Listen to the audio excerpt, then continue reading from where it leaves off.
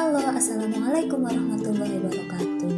Hai para pejuang kelas 12. Oke, pada kesempatan kali ini saya akan membahas materi yang akan kalian pelajari di kelas 12 semester 1 ini, yaitu tentang sifat koligatif larutan. Akan tetapi, sebelum kita membahas lebih dalam tentang apa itu sifat koligatif larutan, alangkah baiknya kita mengingat-ingat materi yang sudah kalian pelajari di kelas 1 maupun di kelas 2. Oke, kita ingat-ingat dulu ya biar fresh. Nah, yang pertama kita ingat-ingat dulu tentang larutan. Pasti kalian sudah tak asing lagi kan dengan kata-kata larutan. Ada larutan gula, ada larutan garam. Nah, sekarang kalian masih ingat nggak sih apa itu larutan?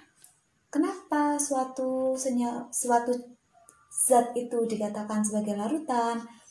Oke, jadi larutan adalah campuran homogen yang terdiri dari zat terlarut dan pelarut. Oke, di sini kita garis bawahi zat terlarut dan pelarut. Jadi, setiap larutan pasti dia mempunyai zat terlarut dan mempunyai pelarut. Itu suatu komponen wajib yang dimiliki oleh larutan.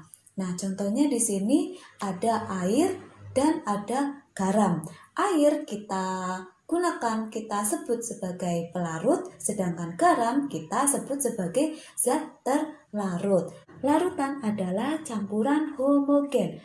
Apa itu campuran homogen? Apa maksudnya campuran homogen? Jadi, campuran homogen itu artinya campuran yang kita tidak bisa membedakan antara batas zat terlarut sama pelarut. Contohnya seperti garam. Garam yang sudah dimasukkan ke dalam air, lalu diaduk-aduk, kita sudah tidak bisa membedakan mana garam. Kita sudah tidak tahu, kita sudah tidak bisa melihat mana garam karena garamnya itu sudah larut, sudah bercampur menjadi satu dengan air. Nah, makanya larutan itu dinamakan sebagai campuran homogen. Kita tidak bisa mengetahui mana zat terlarut yang sudah tercampur di pelarut.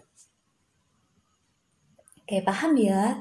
Nah, sekarang larutan. Dulu di kelas 1 kalian sudah pernah belajar kalau larutan itu ada larutan elektrolit, ada larutan non-elektrolit.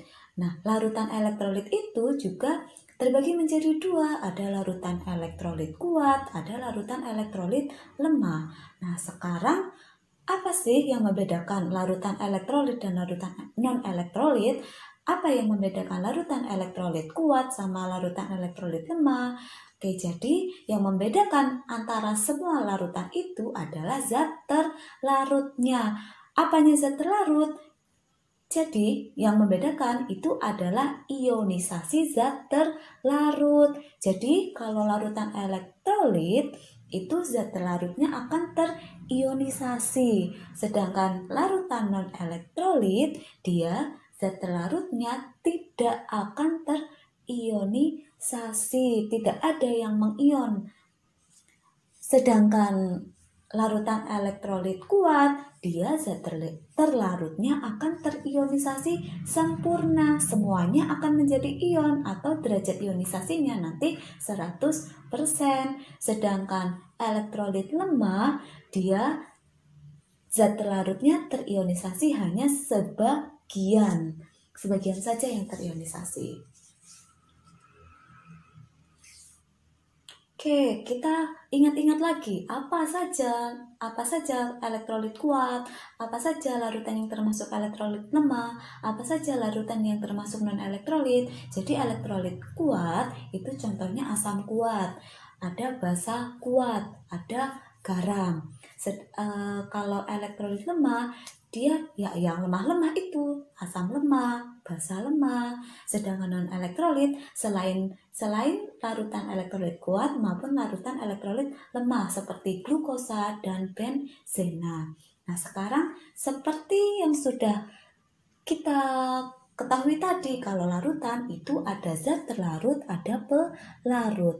Nah, sekarang di ilmu kimia bisa nggak sih kita menentukan banyaknya zat terlarut dalam pelarut? Nah, jadi di ilmu kimia banyaknya zat terlarut yang ada di dalam pelarut itu dinamakan sebagai konsentrasi. Konsentrasi. Nah, konsentrasi yang akan kita pelajari di kelas 3 ini, kita akan fokus ke molaritas, molalitas, dan fraksi mol. Nah, jadi apa itu molaritas, apa itu molalitas, apa itu fraksi mol, bagaimana cara menghitung molaritas, molalitas, fraksi mol. Tunggu saja ya video selanjutnya. Untuk mengingat-ingat materi kita cukup sampai di sini. Bila banyak salah saya mohon maaf, semoga bermanfaat. Wabillahi taufiq wal hidayah. Wassalamualaikum warahmatullahi wabarakatuh.